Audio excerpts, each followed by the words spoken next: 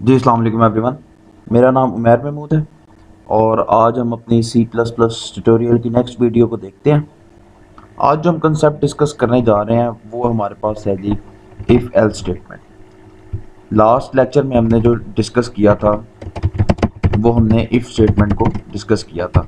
हमने कहा था इफ़ होता है जी इफ़ के अंदर कंडीशन होती है और उसकी कोई ना कोई बॉडी होती है। हमने कहा था जब ये कंडीशन ट्रू होगी तो ये वाला जो बॉडी है वो रन हो जाएगी, वरना जब वो इसके बाहर आ जाएगा। ठीक है, आज जो हम डिस्कस करेंगे वो इफ़ एल्स स्टेटमेंट होगी। लाइक जो हम परसों जब वो सॉरी जब लास्ट वीडियो हम देखी थी, उस लास्ट वीडियो में जब पास और फेल प्रिंट हो रहा था तो खाली पास प्रिंट करवा रहा था, फेल के लिए हमारे पास कोई ऑप्शन नहीं थी। ठीक है, तो इफ़ एल्स क्या करता है, इफ़ एल्स आपके पास लाइक मैं यहाँ अगर उसका सिंटैक्स लिखूँ तो इफ़ कीवर्ड, उसके अंदर मेरे पास कंडीशन आती है और उसके बाद उसकी बॉडी आ जाती है और ये एक एल्स पार्ट होता है उसकी। अब देखें होने क्या लगा। अगर तो ये कंडीशन ट्रू है, अगर ये कंडीशन ट्रू है तो फिर तो ये वाला पार्ट रन होगा। ठीक है, अगर ये कंडीशन फॉल्स है तो ये वाली बॉडी स्किप हो जाएगी और ये एल्स की बॉडी जो है वो रन हो जाएगी। ठीक है, ये कब होगा जी, जब ये ट्रू होगा तो ये वाली बॉडी रन होगी और जब ये फॉल्स होगा तो ये वाली बॉडी रन होगी। मतलब कि अगर कंडीशन ट्रू है तो ये वाली बॉडी रन हो जाएगी, अगर कंडीशन फॉल्स है तो ये इफ़ का सारा पोर्शन स्किप हो जाएगा और आपके पास एल्स का जितना पोर्शन है वो रन हो जाएगा। और अगर कंडीशन ट्रू है तो इफ़ की बॉडी सारी ट्रू हो जाएगी और एल्स की बॉडी सारी स्किप हो जाएगी। इसका मतलब एक टाइम पे या तो ये बॉडी चलेगी, ठीक है, या ये वाली बॉडी चलेगी। दोनों सेम टाइम पे दोनों एग्जीक्यूट नहीं हो सकते और सेम टाइम पे दोनों स्किप भी नहीं हो सकते। ठीक है, तो ये इफ एल्स का हमारे पास एक छोटा सा कंसेप्ट है। इसका हम छोटा सा प्रोग्राम करते हैं कल पास फेल वाला ही, कि एक बच्चा है वो पास है कि नहीं। इंट मार्क्स मैंने वो लिया जी उसके variable, enter marks of student. ठीक हो गया जी। सी इन में मैंने करवाया मार्क्स। अब if marks is greater than 33 तो सी आउट करवा दें स्टूडेंट इज पास। ठीक है जी, एल्स सी आउट करवाना है क्या, स्टूडेंट इज फेल। लें जी, ठीक हो गया। अब देखें क्या हो रहा है। मैंने एक मार्क्स का वेरिएबल लिया सबसे पहले, क्योंकि मैंने उसमें मार्क्स स्टोर कराने थे। उसके बाद मैंने क्या कराया जी, C out enter marks of student. मैंने उसका जी स्टूडेंट के मार्क्स एंटर करो। उसके बाद मैंने सी में उसके मार्क्स लिए। अब मैंने कंडीशन लगा दिया अगर तो मार्क्स ग्रेटर देन 33 होंगे तो क्या प्रिंट हो जाएगा, इफ़ की बॉडी ट्रू हो जाएगी तो इफ़ की बॉडी रन हो जाएगी। आपने सिंपल ये देखना है कि कंडीशन ट्रू होगी तो इफ़ की बॉडी रन, फॉल्स होगी तो ये बॉडी रन हो जाएगी। कंडीशन, बार बार मैं कंडीशन की बात कर रहा हूँ। ठीक है, अगर देखें मैं इसको कर देता हूँ मार्क्स इज लेस देन 33। ठीक है, तो अब देखें कंडीशन जब ट्रू होगी तो ये वाली बॉडी रन होगी। कंडीशन ट्रू, ये बार बार मैं बात कर रहा हूँ। कंडीशन ट्रू कैसे, सपोज मैं मार्क्स एंटर, यहाँ मैंने मार्क्स एंटर कर दिए 22। अब वो इधर आया, इधर आके उसने चेक किया क्या 22 इज लेस देन 33 है। हाँ जी है, तो ये कंडीशन क्या होगी, ट्रू। ट्रू होगी तो इसकी ये वाली बॉडी रन हो जाएगी। ठीक है, बॉडी के अंदर जो भी लिखा है वो एग्जीक्यूट होना शुरू हो जाएगा। अगर ये कंडीशन फॉल्स हो जाती है, लाइक मैं एंटर करता हूँ यहाँ 67, तो क्या 67 लेस देन 33 है, नहीं, तो ये फॉल्स। इसका मतलब ये नहीं चलेगा और ये एल्स का पार्ट आपका चल जाएगा। इसलिए लिहाजा आपने कंडीशन और बॉडी पे ध्यान देना है। कंडीशन जो भी लिखी है उसको एग्जीक्यूट करवा दें और बॉडी के अंदर जो भी लिखा है उसको रन करवा दें। समझ आ गई आपको इस चीज़ की। इसको अब इसको रन करवाते हैं।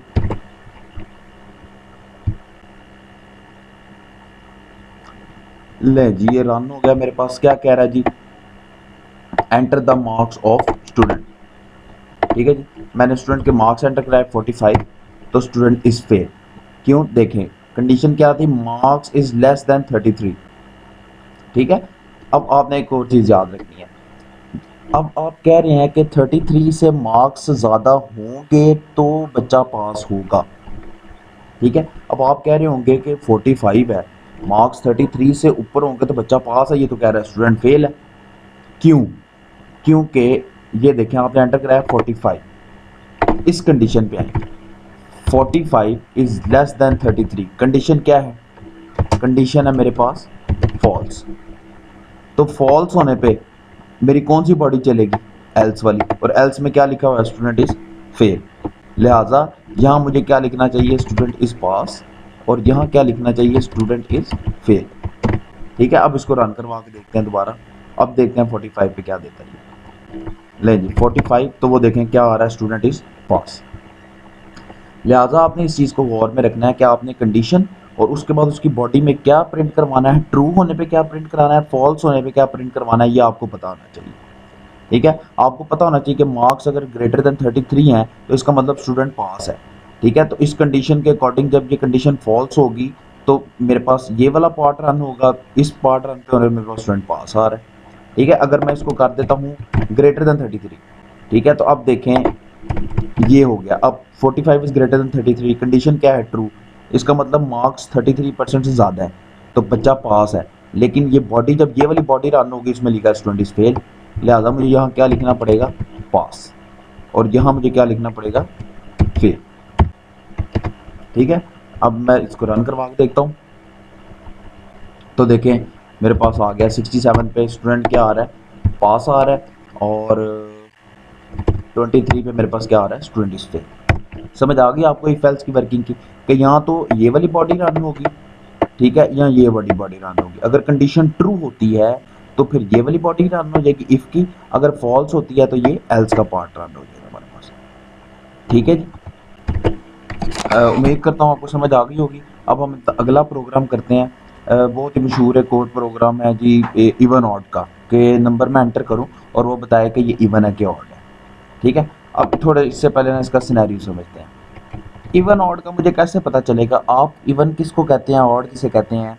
आप कहते हैं जी अगर नंबर 2 पे डिविजिबल है तो वो इवन है, अगर नहीं तो ऑड है। सिंपल बात। ठीक है, अब 2 पे डिविजिबल है कैसे पता चलेगा?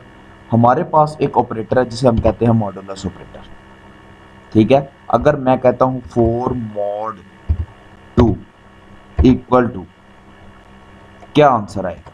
4 मॉड 2 का आंसर मेरे पास आएगा 0, क्योंकि 2 4 पे डिवाइड होता है, और ये मॉड ऑपरेटर क्या करता है? हमें रिमाइंडर देता है।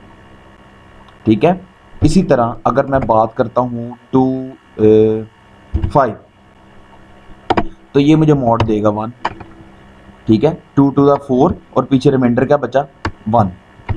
फिर अगर मैं इसको वैल्यू देता हूँ 8, तो ये क्या? 2 4 जार 8, नीचे आंसर क्या बचा? रिमाइंडर 0।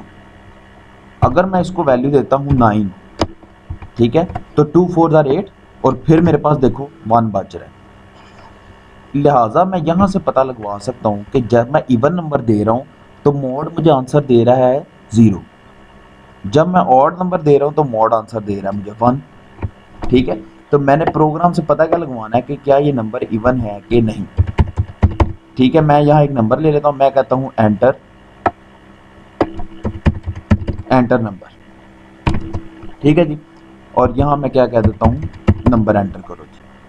इधर मैं क्या चेक करता हूँ? मैं कहता हूँ अगर नंबर जो मैंने एंटर किया है, जैसे नीचे मैं बार बार चेंज कर रहा था नंबर को, अगर ये वो वाला नंबर है, अगर उस नंबर का मॉड 2 के साथ लो, ठीक है, उस नंबर का मॉड 2 के साथ लो, अगर वो इक्वल टू 0 आ जाता है, ठीक है, अगर वो इक्वल टू 0 आ जाता है तो मैं क्या कहता हूँ?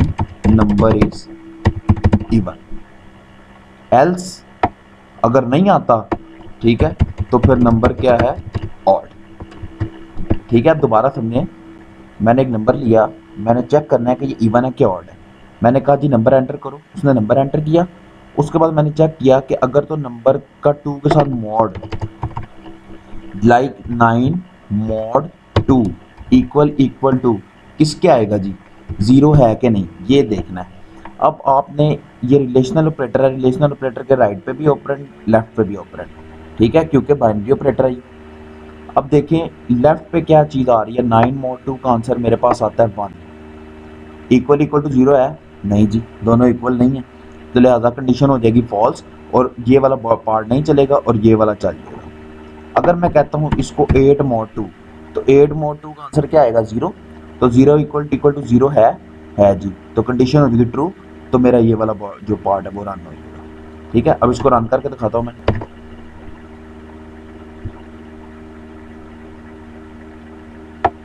ले वो मुझे क्या कह रहा है जी, एंटर नंबर, मैंने किया जी 24, तो देखें क्या आ गया, नंबर इज इवन। ठीक है, अब इसी को मैं दोबारा से मैं रन करता हूँ, तो अब मैं एंटर करता हूँ नंबर 37, तो देखें नंबर क्या आ गया, नंबर इज ऑड। ठीक है, तो इस तरह से आप पता लगा सकते हैं कि नंबर आपका जो आपने एंटर किया है वो इवन है कि ऑड है। ठीक है, और भी इस तरह से मज़ीद प्रोग्राम हो सकते हैं कि लाइक मैं दो एरिया है मेरे पास, एक सर्कल का और एक स्क्वायर का। मैं कहता हूँ अगर यूज़र 1 एंटर करे तो एरिया ऑफ स्क्वायर फाइंड कर लो, अगर यूज़र 2 एंटर करे तो एरिया ऑफ सर्कल फाइंड कर लो। ठीक है, लाइक देखें मैं क्या कह रहा हूँ, मैं कह रहा हूँ इफ़ यूज़र एंटर 1 तो क्या करो, फाइंड एरिया ऑफ सर्कल। ठीक है, else find area of square, ये कंडीशन है। मैं कहता हूं अगर यूजर 1 एंटर करता है तो एरिया ऑफ सर्कल फाइंड कर दो, नहीं तो एरिया ऑफ स्क्वायर फाइंड कर दो। ठीक है, तो इसका मैं सिंपल सा आपको ओवरव्यू देता हूँ, आपने इसको खुद करने की कोशिश करनी है। नंबर ऐसे ही रहने दें इस ऊपर, क्योंकि ये नंबर एंटर करना है 1। ठीक है, तो इसको ऐसे ही रहने दें। अब यहाँ मैं कंडीशन क्या लगा देता हूँ, if number is equal to 1। ठीक है, तो इसके अंदर मैंने क्या फाइंड करना है, इसके अंदर एरिया ऑफ सर्कल फाइंड करना है। अब एरिया ऑफ सर्कल क्या होता है जी, पाई आर स्क्वायर। ठीक है, अब मुझे एक फ्लोट पाई लेना पड़ेगा, उसमें 3.14 वैल्यू रखवानी पड़ेगी जो पाई की वैल्यू होती है, पाई आर स्क्वायर। फिर एक फ्लोट रेडियस लेना पड़ेगा जो कि आर होता है। ठीक है, फिर एक फ्लोट एरिया नाम से लेना पड़ेगा जो वेरिएबल होता है। ठीक है,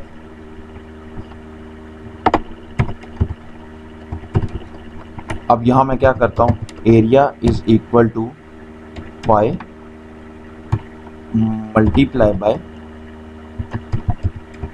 रेडियस मल्टीप्लाई बाय रेडियस,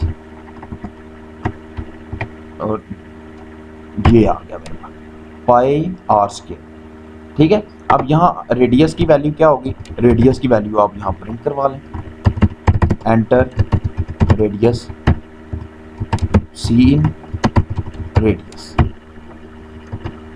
ठीक हो गया, यहाँ रेडियस एंटर होगा, पाई की वैल्यू आपने 3.14 दे दिया, पाई के भी आप इस तरह से वैल्यू ले सकते हैं सी आउट के थ्रू, और नीचे आपने पाई आर स्क्वायर से उसका एरिया फाइंड कर लिया, और नीचे आपने उसको आउटपुट करा दिया कि area of circle is length, ये आपने एरिया फाइंड कर लिया।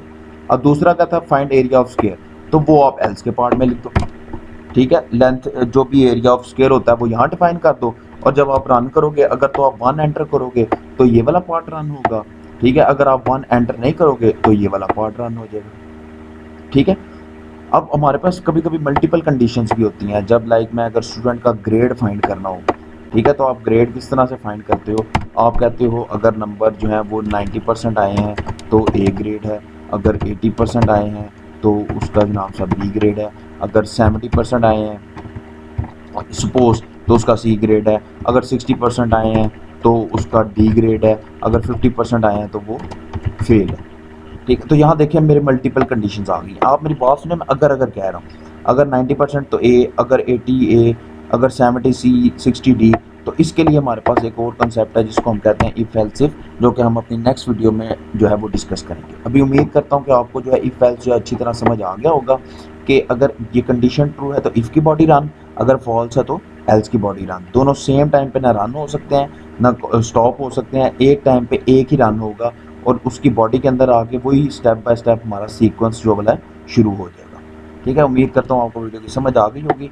तो काइंडली इसको लाइक करें और चैनल को सब्सक्राइब कर दें और बेल आइकन को प्रेस कर लें ताकि नेक्स्ट कोई भी वीडियो अपलोड हो तो आपको उसका नोटिफिकेशन आ जाए। Thank you so much, take care.